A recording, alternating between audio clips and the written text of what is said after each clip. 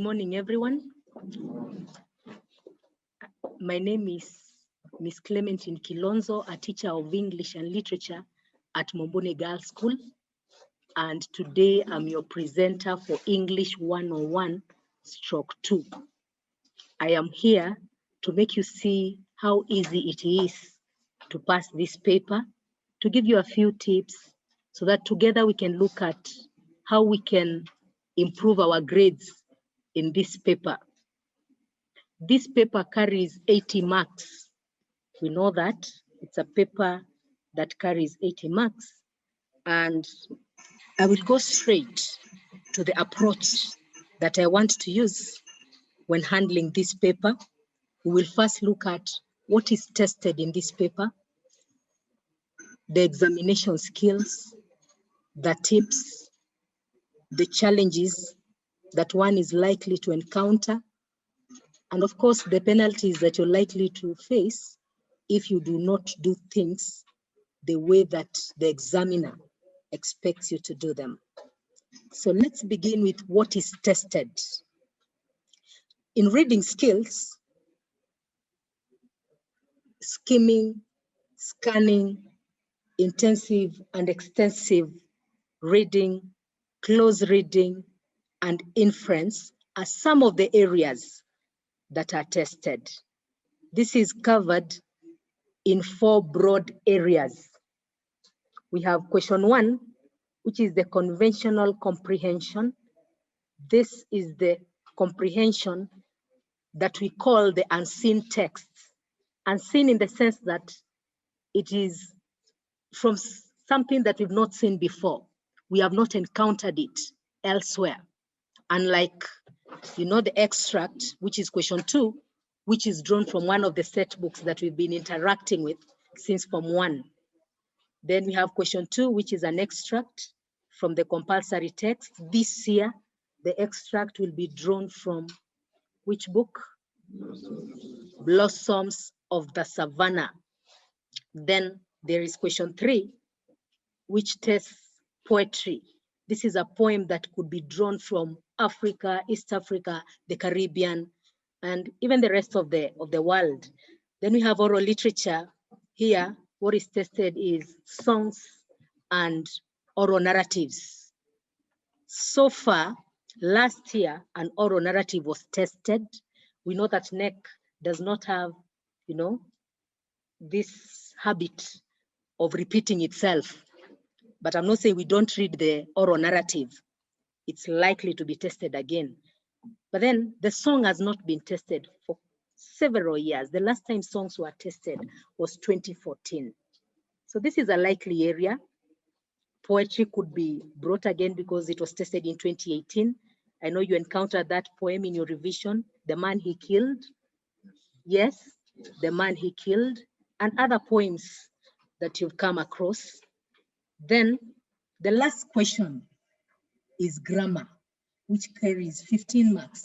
So we will be looking at each of these sections as we continue with this discussion. Let's start with question 1, which is the conventional comprehension, which we are also calling the unseen passage. Now, the areas that are tested here are emerging / current issues. Emerging / current issues. For instance, right now, as citizens of this country, we know the emerging issues that are taking place here. Those are likely areas of testing, like the COVID-19 epidemic, things such as corruption, obesity. And I was saying elsewhere that it is very ironical. You people know what irony is, your candidates. It's very ironical that people in this country, some people have obesity, yet this is a poor country that does not have lots of food. So obesity, discipline, which was tested in 2018, and discipline is a key area of concern in this country. And it is why maybe NEC decided that it be tested. So look at all those areas that are likely to be tested. Then in 2019, there was a question about fire. and how it led to the development of the human brain. I didn't know that because of fire, my brain was able to develop, but these are the issues that you get to learn about. So you can also be asked, or you can be brought a passage about the environment, pollution, trade, global warming, and many, many other areas. As students, as candidates, let's read widely. Let's interact with what's happening in the country so that in case this comes, then we know how to go about it. So how is this tested? How is question 1 tested?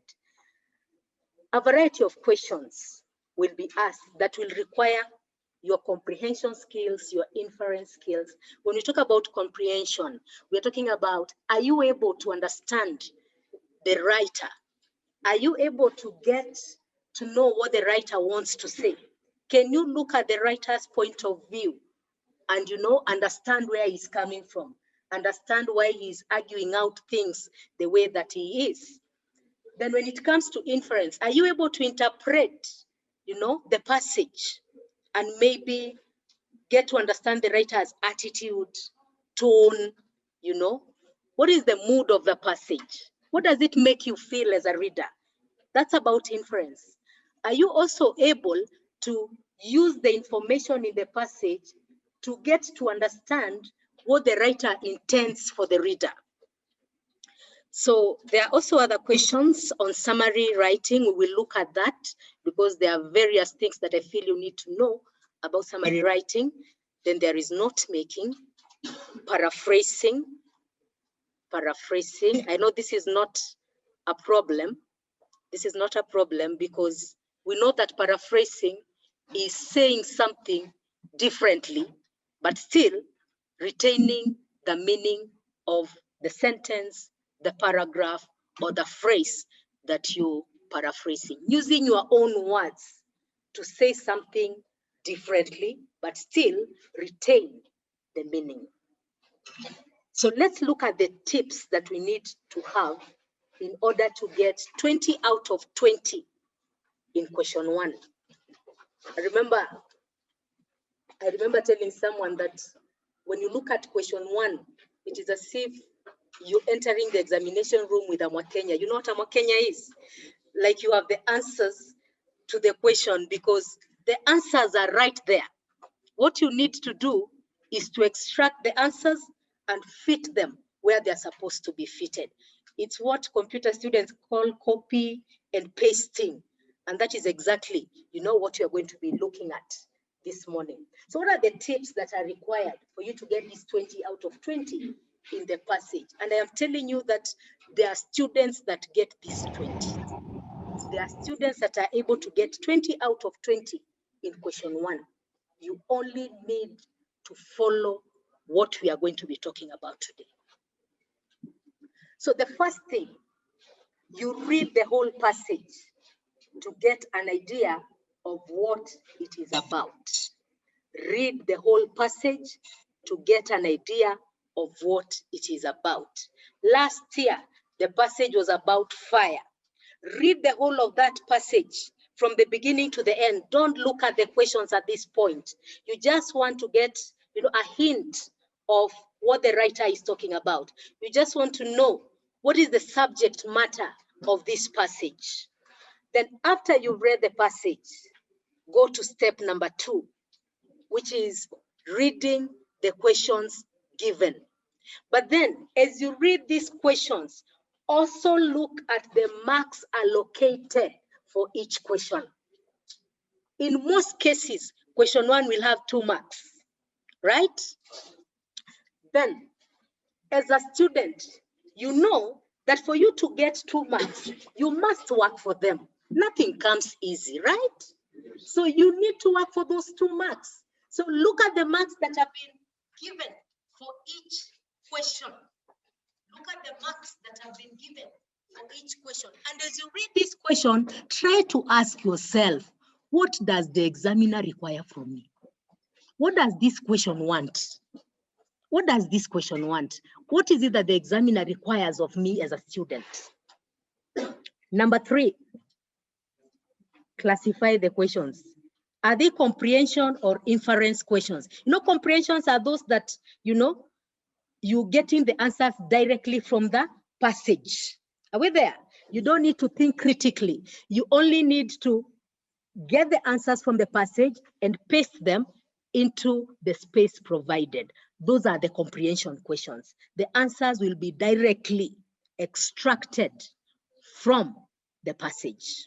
Then there are those inference questions that will require you to think critically, right?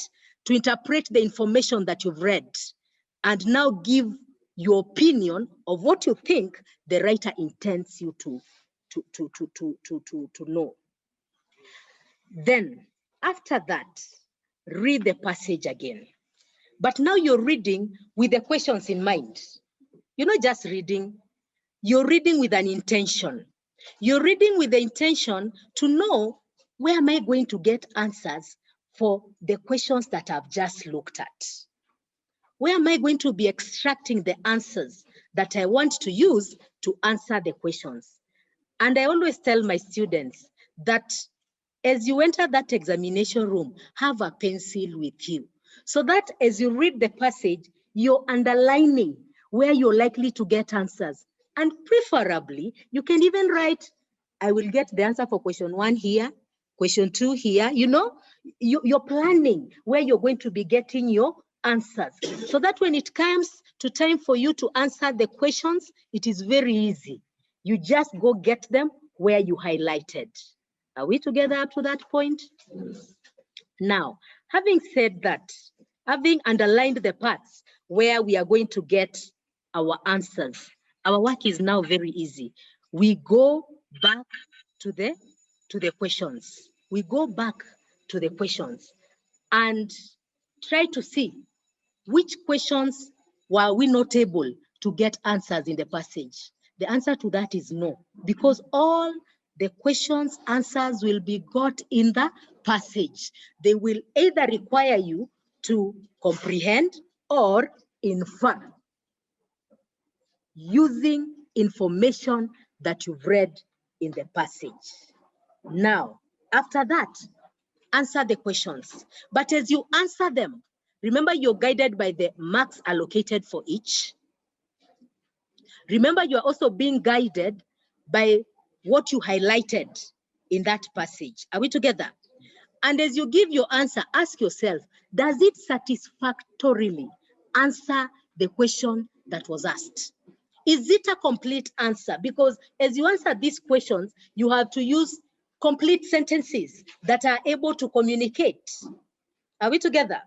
For instance, in 2019, let me just give an example. In 2019, the first question was, students were asked, according to the author, when did humans invent fire?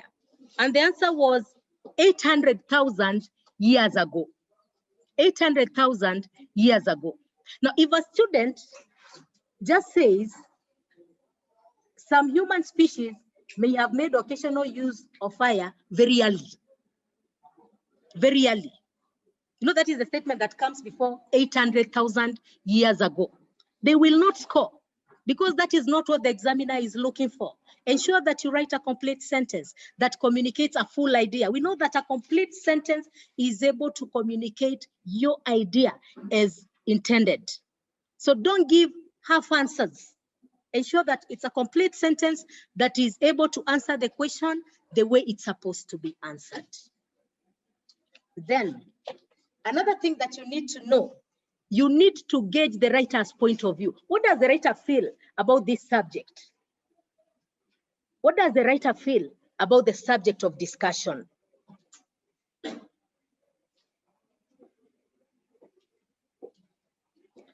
Then look, to understand the writer's point of view, you look critically at his choice of words.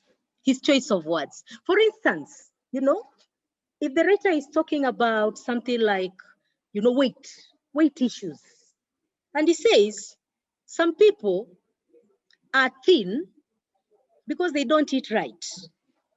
And another writer says, some people are skinny because they don't eat right. What is the intention of this writer?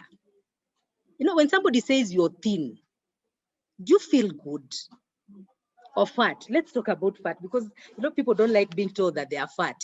So somebody says, you're fat because you eat a lot. And another says, you're plump because you eat a lot. What is the subject? You know, what does the writer feel about eating and weight issues? When somebody calls me fat, I will not take it kindly. You know, I will not. I will not, because how can you call me fat? But when you say I'm plump, okay, it is not so nice, but I will accept it. You know, it's more accommodating. Unlike when somebody calls you fat. So try to look at the choice of words. What words have been used to describe the subject matter?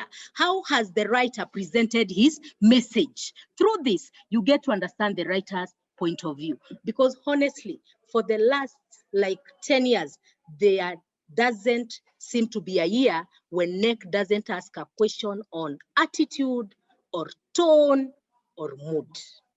And you will get this by looking at the words that have been used to discuss the subject matter. Are we together? Then, having said that, when you're answering questions, express yourself well in writing. Express yourself well in writing. I am saying that you need to use a good handwriting. You need to use a good handwriting. A handwriting that is legible. A handwriting that is legible. Write carefully, neatly.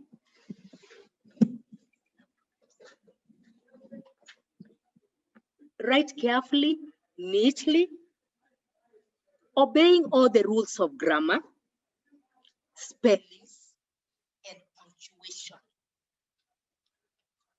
Obeying all the rules of grammar and punctuation. Grammar and punctuation. So in this question, the examiner will not look at grammar as it were, unless they are marking the grammar question. Present yourself as a student that knows what they are doing, right? Give a good impression. Give a good impression so that whoever is marking your work can see that this is a candidate that knows what they are doing.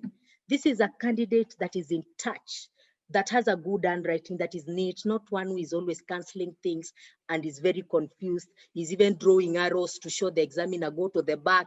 You know, that shows a very careless candidate. So don't be that kind of candidate. Give a good impression by writing neatly, legibly, avoiding cancellations, and thinking out your answers before you even write them. Then do not offer information in your answer that does not directly correspond to what the question asks. Ensure that your answer is answering the question that has been asked. Are we together? Then in vocabulary questions, and I really want to emphasize on this because I've seen students lose marks in vocabulary questions. This is usually the last question.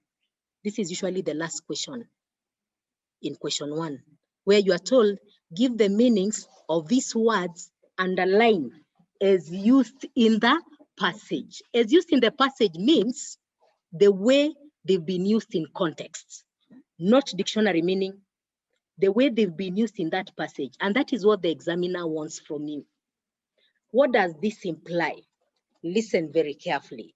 This implies that whichever word you're going to give there must fit into that passage. Give the same meaning without breaking any grammatical rule. Underline, without breaking any grammatical rule. You can get that word, put it there, it gives the same meaning, and the tense does not change. If it's a noun, the number does not change. If it's an adjective and it's in the comparative form, your answer must also be in the comparative form for it to fit in that passage and give the intended meaning. Am I clear? Then, having said that, in a nutshell, what I'm saying is that that word that you give should agree with the word class, the tense, the number, etc. of the vocabulary. So these are the questions that are asked in the comprehension. These are the questions. Is that here? Yes. So according to the passage, there's a summary question. I will talk about summary. Then there is making notes, questions on facts and figures, imports. Okay, now, this is a very important point that we need to know, that comprehension questions, you know, I told you that you divide your questions into those that require answers to be picked directly from the passage and those where you need to think critically before you give your answer. So for those comprehension questions where you can get the answers directly from the passage, paper 2 allows you to go to the passage, that area where the question is, pick that answer and paste it in the space provided. In the space provided. I don't know whether we can share paper, 2019 paper.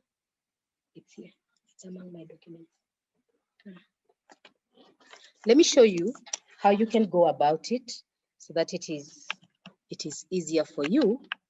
Suppose this comes in the exam.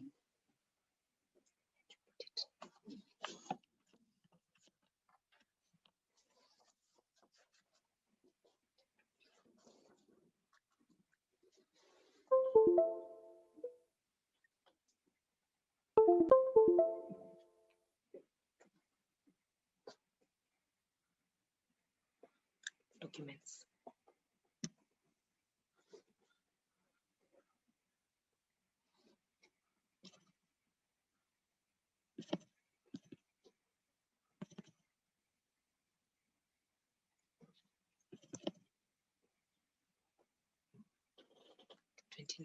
K.C.S.E. Check.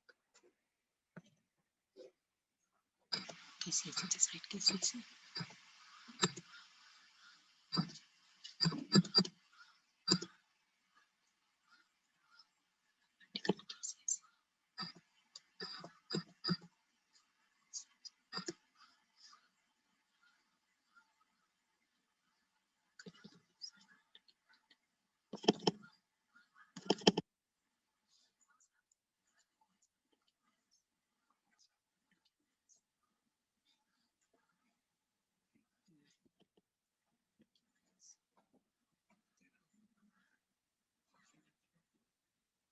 We are trying to share one of the past papers so that we do this practically, so that you see how easy it is for us to just pick the answers and put them there.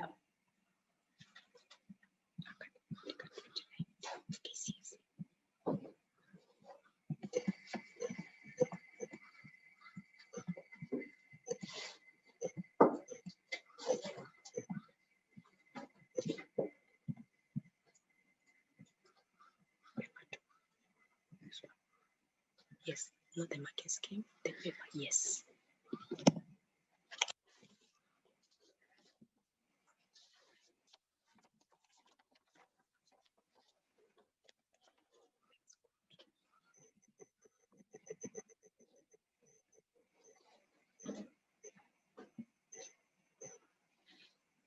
So let's go through that passage together.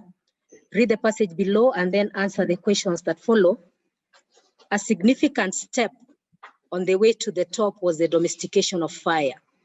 Some human species may have made occasional use of fire as early as 800,000 years ago. By about 300,000 years ago, Homo erectus, Neanderthals, and the ancestors of Homo sapiens were using fire on a daily basis. Humans now had a dependable source of light and warmth and a deadly weapon against prowling lions. Not long afterwards, humans may even have started deliberately to torch their neighborhoods. A carefully managed fire could turn impassable barren thickets into prime grasslands teeming with game. In addition, once the fire died down, Stone Age entrepreneurs could walk through the smoke remains and harvest charcoaled animals, nuts, and tubers. But the best thing fire did was cook foods that humans cannot digest in their natural forms, such as wheat, rice, and potatoes, became staples of our diet, thanks to cooking. Fire not only changed food's chemistry, it changed its biology as well. Cooking killed germs and parasites that infested food. Humans also had a far easier time chewing and digesting all favorites, such as fruits, nuts, insects, and carrion if they were cooked. Whereas chimpanzees spend 5 hours a day chewing raw food, a single hour suffices for people eating cooked food. The advent of cooking enabled humans to eat more kinds of food, to devote less time to eating, and to make do with smaller teeth and shorter intestines. Some scholars believe there is a direct link between the advent of cooking, the shortening of the human intestinal tract, and the growth of the human brain. Since long intestines and large brains are both massive energy consumers, it's hard to have both. By shortening the intestines and increasing their energy consumption, cooking inadvertently opened the way to the jumbo brains of Neanderthals and sapiens. The domestication of fire was, therefore, a sign of things to come. We're not going to read it like 2 times the way we are supposed to because of time. But then look at question 1. We are doing this practically so that you see how easy it is to get 20 marks. According to the author, when did humans invent fire? According to the author, when did humans invent fire? The answer to that is in paragraph 1. This is a comprehension question. You only need to go to the passage, get the answer, paste it there. So you go to the passage and write, some human species may have made occasional use of fire as early as 800 years ago. And your answer ends there. 2 marks for that. Can you see how easy it is to get marks? Then you go to the second question. The second question, which is also a comprehension question. In about 55 words, summarize what early humans used fire for before they cooked with it. So the early uses of fire. This is a summary question. I want to say something about summary writing. When you're given a summary question, your teachers have told you in class that first you extract the points, right? Write them in the rough draft. Then after that, join them using transitional words or linking words or connectors to form complete ideas. That will be done in the fair copy before you go to the final draft, the one that you want the examiner to mark. Now, one thing you need to know is that summary writing requires you to write in continuous prose. Continuous prose. Continuous prose means that your sentences have a flow. You know, you're writing in a paragraph. You're moving from one idea to the other, and to do this, there is continuity. That is why we call it continuous prose. There is continuity in your writing. Failure to write in continuous prose means that you must be penalized. Remember those penalties we talked about? Now they start applying here. They start applying.